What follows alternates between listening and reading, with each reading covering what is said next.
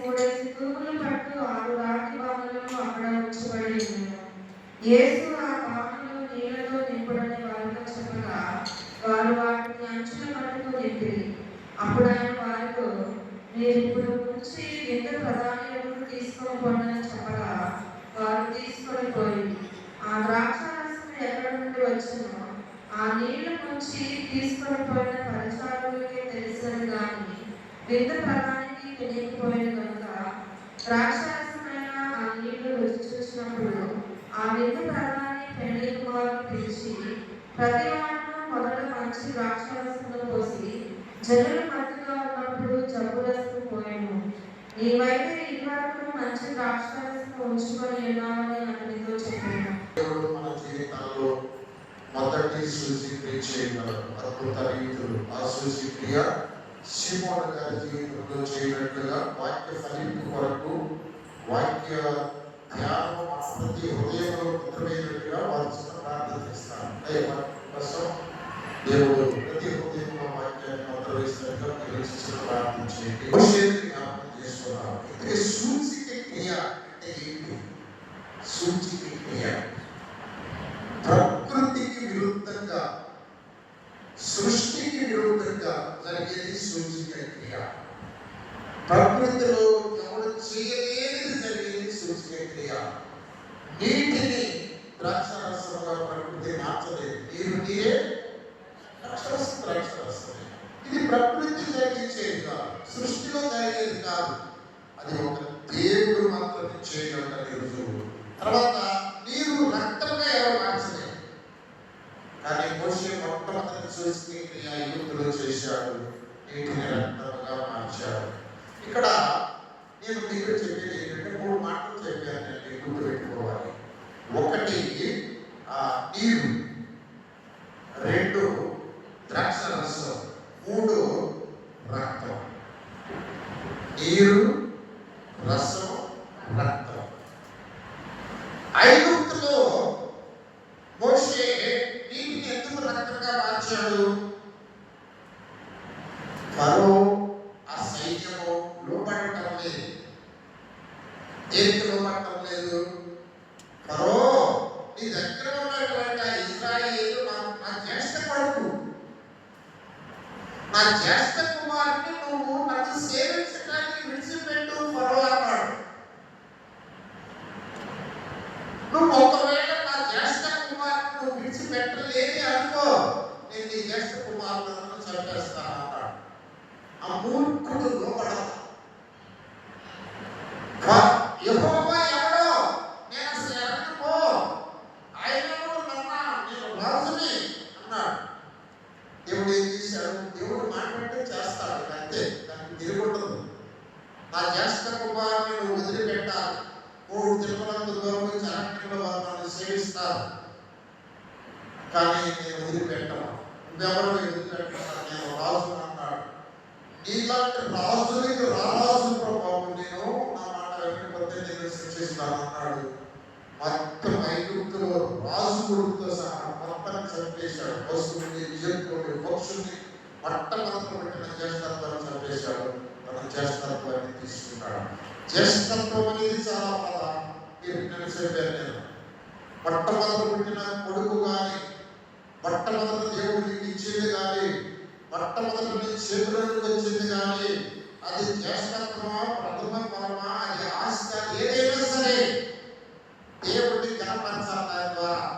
దాని ద్వారా అది దేవుడి దగ్గరికి వెళ్ళాలి, అది దేవుడిని సేవించాలి. కానీ సాధారణ ఏం చేస్తాడంటే, నేను వీడి రాజు దగ్గరికి పట్టుకుంటాడు ఫరోకి లాగా. నన్ను సేవించాలి, నీ జ్యేష్ఠత్వమా, నీకు సిగ్గు రావాలి, నాకు ఈ విధంగా నన్ను కనిపిస్తున్నందుకు నేను వదలను. కనుక జ్యేష్ఠత్వం అనేది ఎప్పుడు కూడా సాధారణ తగ్గుతుంది. ఆదాము పుట్టిన మొట్టమొదటి కొడుకు కయ్యేను మీద వాడి కర్మ ఉంది. దేవుడే శిక్షించిందాక కోరుకుంటూ వదలలేదు సైతం. ఏమంటే ఇస్సాకు పుట్టిన మొట్టమొదటి కొడుకు, ఇస్సాకు ఎలాంటి వాడంటే యేసుక్రీస్తు సాధిస్తున్నాడు కొడుకులు. ఆయన మొట్టమొదటి కొడుకు పుట్టిన ఎవరైనా ఏశావు. కానీ ఏసావు విషయంలో దేవుడు భలే కోపం వస్తుంది, భలే కోపం వస్తుంది. మనిషి అధికారం కానీ చేస్తున్న మాటలు చెప్పాలనుకున్నా, మొట్టమొదటి పుట్టిన కొడుకు విషయంలో తల్లిదండ్రులు కానీ వాళ్ళు కానీ చాలా జాగ్రత్తగా ఉన్నారు, చాలా జాగ్రత్తగా ఉన్నారు. ఇంట్లో నువ్వు మొట్టమొదటి కొడుకువా, నీ మొట్టమొదటి పుట్టిన బిడ్డవా, చాలా జాగ్రత్తగా ఉన్నారు. పెద్దలకు కూడా తెలిసామో నాకు తెలియదు కానండి, మా ఇంట్లో నేను పురుషుడు, నేను జ్యేష్ఠుడిని, వాళ్ళ ఇంట్లో మా మిస్సెస్ మాస్టర్ గారు చేస్తున్నారు. అమ్మంది అరే ఇద్దరు కూడాను అది జ్యేష్ఠ మాసం, నేను ఇద్దరు పుట్టిన జ్యేష్ఠ మాసం అంట, జ్యేష్ఠులు జ్యేష్ఠ మాసం నేను దోషం ఉంటుందని చెప్పేసి మా అమ్మ మంగళసూత్రంలో కొంత కట్ చేసి ఆ మంగళసూత్రంలో పెట్టింది. నేను మా అడిగా, ఏదమ్మా మా అమ్మ మంగళసూత్రంలో ఎక్కడ పోయింది ఎవరు చేశాను, మా భాషలో తిరిగి మా దోషాన్ని తొలగించడానికి ఆమె మంగళసూత్రంలోకి ఆమె వాటిని చేసి ఆ దోషం తొలగింది. నేను దేవుడు నమ్ముకోవడానికి అదే నా తల్లి నాకు నా తల్లి విశ్వాసంగా మేము జ్యేష్ఠత్వం నిజంగా చెప్తున్నానండి. మీకు అర్థమాట ఒక్క మాట చెప్తాను చూడండి. అలాగే గ్రంథం 15 వచ్చిన చదవండి, అర్థం ఉంది. దేవుడికి భలే కోపం వస్తుంది ఏశావు మీద. చూడండి చదవమా ప్రిస్కిల్లా.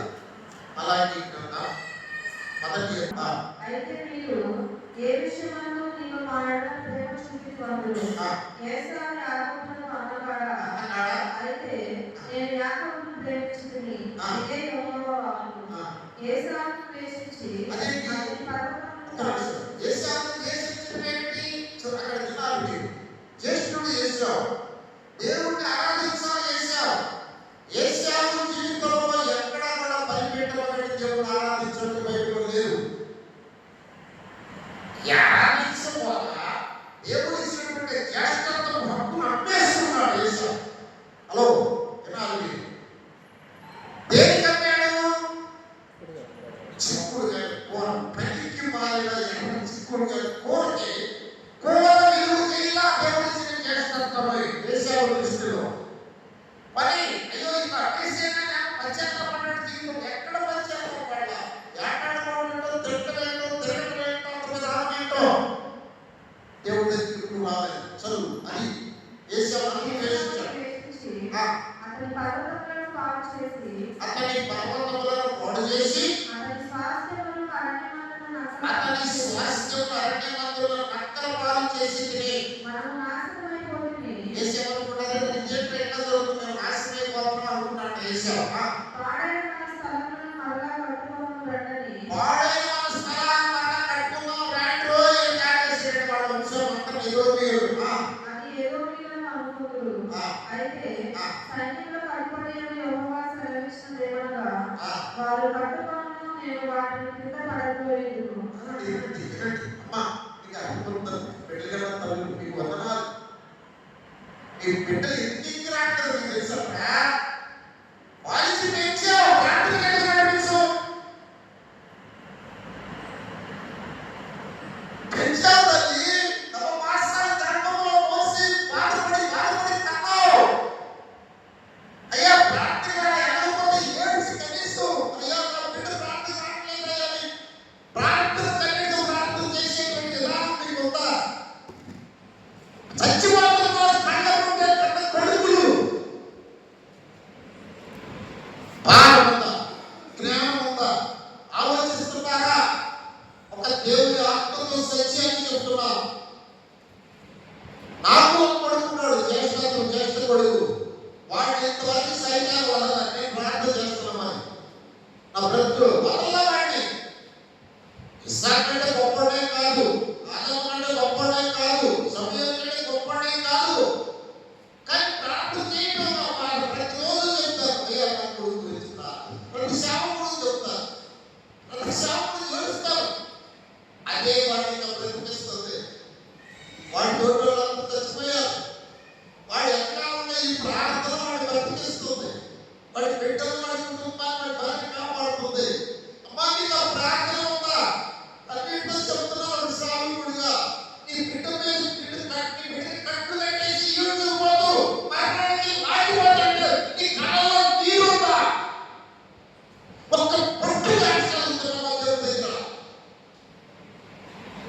జ్యేష్ఠత్వం ఉండాలి. మరో ఇశ్రాయేలు జ్యేష్ఠ కుమారుడిని ఆరాధించాలి. వదిలిపెట్టు, నేను వదలను అన్నాడు. వదలకపోతే నీ జ్యేష్ఠ కుమారుడు చంపేస్తాను అన్నాడు. చంపేశాడు. కనుక ఏమిటి అరే మరి చెప్తాను మాట, నేను ఏదో ఆశిస్తాను. పశ్చిమ భాగం అంటే అర్థం తెలుసా? పశ్చిమ భాగం అంటే అర్థం తెలుసా? చెప్తాను, నేను అర్థం చేశాను. మీరు ఇవ్వద్దు పశ్చిమ భాగం ఇవ్వద్దు, కానీ మీకు అర్థం కావాలి. పశ్చిమ భాగం ఏంటంటే నీకు ఒక 10,000 దేవుడు ఇచ్చాడు. దేవుడికి ఎందుకు 1000 రూపాయలు ఇవ్వాలి? భయపడద్దు. ఎందుకు ఇవ్వాలంటే దేవా ఈ 10,000 నా కష్టార్జితంతో నేను సంపాదించలా, ఈ 10,000 నువ్వే నాకు ఇచ్చేవని ఆయన గుర్తుగా నువ్వే ఈ 10,000 ఇచ్చింది భాగం అది చేసిన నేను రక్షణ పొందిన మొదలుకొని నేటి వరకు ఖచ్చితంగా 10 రూపాయలు చేస్తా, ఖచ్చితంగా చేస్తా, కానుకలో దశభాగం చేస్తా. ఎందుకంటే ఆ విలువ నాకు తెలుసు. ఈ 10,000 రూపాయలు ఏం చేసేది నాకేంద్ర ఈ కూడా వాడుకుంటానంటే అది దేవుడికి అవమానం. అది నీ దేవుడి దృష్టిలో ఒక అవిశ్వాసం అన్నమాట. విశ్వాసం కాదు, విశ్వాసం అంటే దేవుడు నీకు ఇస్తాం. మీరు దీన్ని చేసి నన్ను స్వాదిస్తానంట. అదే దాని యొక్క ఇది చెప్తే ఏమంటారు మనవాళ్ళు, అమ్మో సాగలేదు అని అంటారు మనవాళ్ళు. సాగ కాదు, సత్యం సత్యంగా చెప్పాలి. బ్లెస్సింగ్స్ ఎలా, బ్లెస్సింగ్స్ వచ్చే మార్పు ఇది. నువ్వు రైస్ తెచ్చుకున్నప్పుడు ఏదో అక్కడప్పుడు తనకు ఎందుకు గుప్పిడి తినమంటారు. ఈ ఆకారము నా కష్టం తెచ్చుకున్నది. నువ్వు ఏదో నన్ను ప్రేమించి నాకు నా బిడ్డలు ఇచ్చేవయ్యా జన్మని ఇది ఇలాంటి బాగా కృతజ్ఞత. అది దేవుడి మంత్రంలో చేస్తే అది నీకు కనపరుస్తుంది. ఆ గింజ నీకు కనపరుస్తుంది. నీ నడుపుకి గింజలను తెలియజేస్తున్నాయి. ఇక్కడ ఓకే, నేను వాక్యంలోకి వెళ్తాను. ఇక్కడ చేస్తున్న గురించి చెప్పాను. ఇక ముందుకు వెళ్తాను. ఒక మాట చూడండి, ఆ యోహాను సువార్తలోనికి రండి. యోహాను సువార్త 2వ అధ్యాయం. దయచేసి మీరు ఆలోచించాలి ఈ మాటలు. 9వ వచనం సహాయం చేయమని పుస్తకాలు. ఆ ద్రాక్షరసం ఎక్కడ నుండి వచ్చెనో ఆ నీళ్ల నుంచి తీసుకొని పోయిన పక్షాలకే తెలిసినది కానీ విందు ప్రాణానికి తెలియకపోయిన పక్షానికి ఏం తెలిసింది? నీళ్లు ద్రాక్షరసం అయింది. పోసి నీళ్ళు ద్రాక్షరసం అయింది అట్లాగే తెలిసి వాళ్ళకి. అది ద్రాక్షరసం ఎక్కడ నుంచి వచ్చిందండి? అదిగో యాకోబు కొడుకు యోదా, రూబేను 12 మంది వాళ్ళు యాకోబు కొడుకులు. యాకోబు ముసలివాడైనప్పుడు యాకోబు వృద్ధాప్యంలో ఒక్కొక్కడిని పేరు పేరు ఆశీర్వదించాడు. అది కాదు 49 వెళ్ళండి. ముసలితనంలో నా బిడ్డని ఆశీర్వదించాలి తల్లి. నీ వృద్ధాప్యంలో, నీ భక్తిలో, నీ నీతిలో, నీ కలిగి దేవుడి దగ్గరికి ఒక్కొక్క బిడ్డను తీసుకొచ్చి ఆశీర్వదించాలి. యాకోబు ఆశీర్వదిస్తున్నాడు. చదవమ్మా 49వ అధ్యాయంలో ఆదికాండం 49వ అధ్యాయం 9, 10, 11 సహాయం చేయి. యూదా కొదమ సింహము నా కుమారుడా, నీవు పట్టిన దానిని తిని వచ్చితివి. సింహము వలెను, గర్జించే ఆడ సింహము వలెను. అతడు కాళ్ళు పొడుచుకొని పడుకొనెను. ఇక్కడ ఆడసింహం ఎందుకన్నాడు, మగసింహం ఎందుకన్నాడు? ఆడసింహానికి మగసింహానికి తేడా ఏంటో తెలుసా? ఆడసింహానికి పిల్లలు ఉంటాయి, మగసింహానికి పిల్లలు. తన పిల్లల మీద ఏదైనా చేసేసిందంటే మాత్రం ఆడసింహం ప్రాణపోయినా సరే పోరాడుతుంది, మగసింహం పోరాడు. కనుక బిడ్డల విషయంలో ఆడసింహం రక్తం ఉంటుంది, అక్కడ ప్రాణం తెగించుకున్నాడు. అందుకని ఆడసింహం అంటే తనకు ఒక సంఘం ఉన్నది, తనకు ఒక బిడ్డలు ఉన్నారు.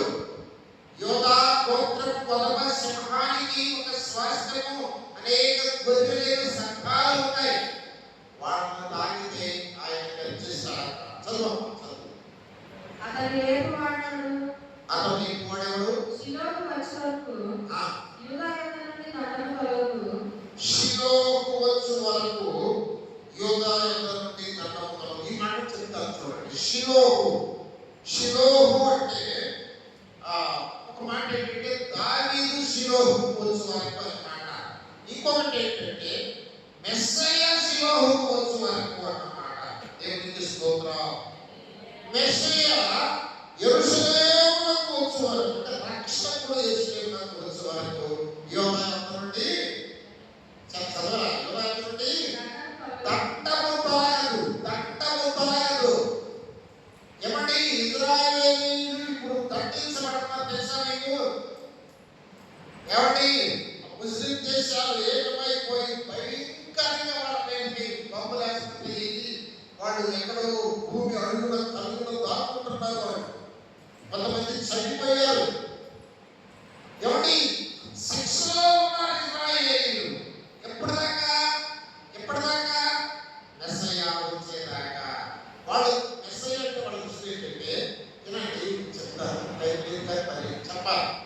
మెస్సయ్య అంటే రాజు వచ్చు వరకు అంటారు. ఏ రాజు? యేసుక్రీస్తు రాజు కాదేమని అర్థం.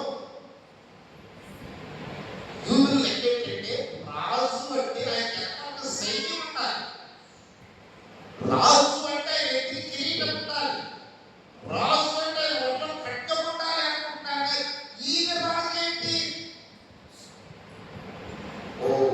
అందుకని ఇలా గమనిస్తే వాళ్ళు అన్నారు, ఈయన రాజు అంటున్నాడు అంటే మా రాజుని సిలువ వేసేయండి అన్నారు వాళ్ళు. కానీ ఆ పరమ దొంగ వదిలిపెట్టిన వాళ్ళ బాధలేదు. ఈ రాజుని సిలువ వేయరా అంటాడు. వేయాల్సిందే అన్నారు వాళ్ళు. వాళ్ళ రాజుని సిలువ వేశారు. ఆ రాజు నీ రాజు నా రాజు అయ్యాడు. ఆ రాజు నీకు నాకు కాపరి అయ్యాడు. ఆ దోషము, ఆ దండము నా మీద నుంచి నీ మీద నుంచి తొలగిపోయింది. యోధా మీద దండం ఇంకా అంటానే ఉన్నది. యూదులు ఇంకా శిక్షించబడతానే ఉన్నారు. ఏమండి, యేసయ్య వచ్చిన తర్వాత వాళ్ళు ప్రభువుని అంగీకరిస్తారు. త్వరలో అది జరుగుతుంది. అంత్యక్రీస్తు వస్తాడు. వాడు మందిరంలో బలి అర్పిస్తాడు. వాడు విగ్రహ భక్తిని బలి అర్పిస్తాడు. అప్పుడు వాళ్ళకి అర్థమైపోతే ఇజ్రాయేలీయులకి, అప్పుడు ఇదేదో బాబు భక్తిని బలి అర్పిస్తున్నాడు. ముందు నమ్ముతారు, ఇదే మమ్మల్ని ఆదరిస్తున్నాడు అని. తర్వాత వాళ్ళ అంత్యక్రీస్తు అప్పుడు నమ్ముతారు ప్రభు. అప్పుడు స్నానం చేసే హల్లెలూయా. మెస్సయ్య వచ్చు వరకు రాజు తొలగదు. షిలోహు వచ్చు వరకు రాజు తొలగదు. అదేంటి? ఆ తర్వాత చదవమ్మా. ఇవాళ కూడా గురించి అంశాలు చదువు. ప్రజలు అతనికి విధేయులై ఉండురు. ద్రాక్షావల్లికి తన గాడిదను, ఉత్తమ ద్రాక్షావల్లికి తన గాడిద పిల్లను, ద్రాక్ష రసములో తన బట్టలను, ద్రాక్ష రక్తంలో తన వస్త్రములు, ద్రాక్షల రక్తంలో తన వస్త్రములను. చదువులే. వస్త్రములు ఉతుకును. అతని కన్నులు ద్రాక్షారసం చేత ఎర్రగాను, అతని బట్టలు ద్రాక్షారసం చేత ఎర్రగాను, అతని కళ్ళు పాల చేత తెల్లగాను ఉండును. చాలు. దేవునికి స్తోత్రం. హల్లెలూయా. ఏమండి, ద్రాక్ష రసము, ద్రాక్షల రక్తం, ఈ రెండు విడిపోవాలి. మీకు నేను మూడు మాటలు చెప్పాను. నీరు, ద్రాక్షల రసము, ద్రాక్షల రక్తం. ద్రాక్షవల్లి, ఉత్తమ ద్రాక్షవల్లి, గాడిద పిల్ల. ఈ మాటలు మీరు మర్చిపోవాలి. మనకి ఒకటి ముందు మనకి మట్లాడడానికి వస్తుంది కదా. మన బిడ్డలు జయము రారాజు చేయమని ఊరేగిస్తా ఉంటారు. ఊరేగించాలి. ఇది గొప్ప బ్లెస్సింగ్. మన కాళ్ళకి బ్లెస్సింగ్, మన బిడ్డల బ్లెస్సింగ్ అది. ఎందుకంటే నేను చెప్తాను, ఆ గాడిద పిల్లలు తీసుకోమన్నాడు. గాడిద పిల్లలు ఎందుకండి? ఆయన పిల్ల మీద ఎక్కాడా, గాడి మీద ఎక్కాడా? పిల్ల మీద ఎక్కాడు. రెట్టి మీద వస్త్రాలు వేశారు. రెట్టి కింద వస్త్రాలు పరుస్తున్నారు. గాడిద నడుస్తుంది, గాడి పిల్ల వస్త్రాలు నడుస్తుంది. గాడి పిల్ల మీద వేసే ఉన్నాడు. గాడి మీద ఎవరున్నారు?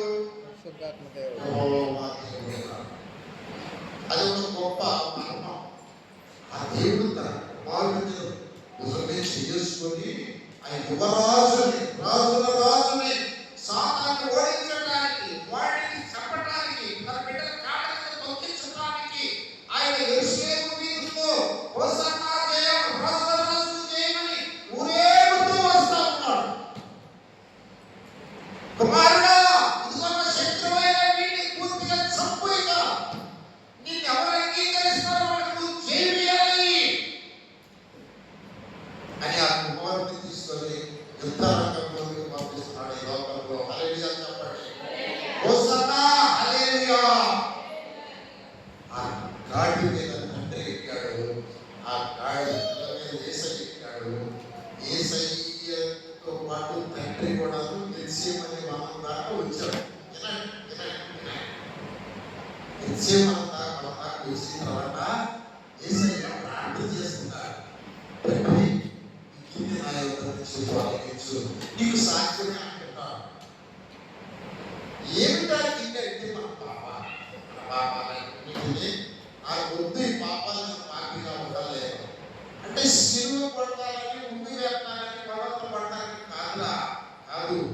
ఎందుకంటే ఆ రసము రక్తముగా మారిపోతా ఉన్నది, ఉగ్రతగా మారిపోతా ఉన్నది. ఏమంటే రసం అంటే కృప, రక్తం అంటే ఉగ్రత. నీరు యేసయ్య రసముగా మార్చాడు, నీరు మోషే రక్తముగా మార్చాడు. అర్థమైంది? అది చెప్పండి. అక్కడ రక్తం ఉగ్రత, ఐగుప్తు మీద ఉగ్రత, ఫరో ఇంటి బిడ్డల మీద ఉగ్రత, ఐగుప్తుల ప్రతి ఇంటి మీద ఉగ్రత, రక్తం. ఇదిగో ఇక్కడ రసం, పెళ్లి ఇంట్లో ఆ నీరు రసముగా మారింది. కృప కృప కృప, ఎంత ఘోర పాపికైన కృపటి ఆ రసం. హల్లెలూయా, హల్లెలూయా. ఈ మాటలు గుర్తుపెట్టుకోండి. రసము అంటే కృప, ద్రాక్ష రసం అంటే కృప. మీరు ద్రాక్ష రసం తీసుకుంటారు, తీసుకునేటప్పుడు ఆ కృప రక్తముగా మారి మీలోకి వస్తుంది. హల్లెలూయా. ఆయన కృపా సత్య సంపూర్ణుడు. ఆయన రక్తం, ఆయన రసము, ఇది నా రక్తము పాత్ర అన్నాడు ఆయనకి. ఇది రసం కాదు, నా రక్తము పాత్ర. ఈ ద్రాక్ష రసం ఎక్కడి నుంచి వచ్చిందో వాళ్ళకి తెలియలేదు. ఆదికాండం 49 యాకోబు దగ్గర నుంచి వచ్చింది రసం,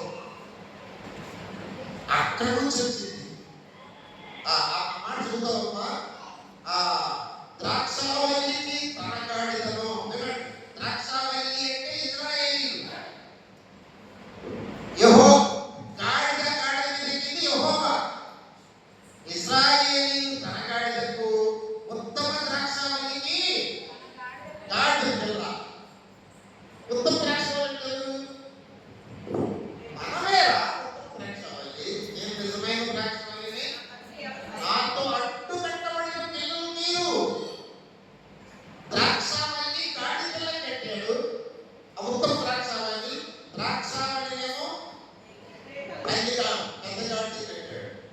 అంటే యెహోవా ఇశ్రాయేలీయులు, యేసయ్య సంఘం. అర్థమైందా? ఇక్కడ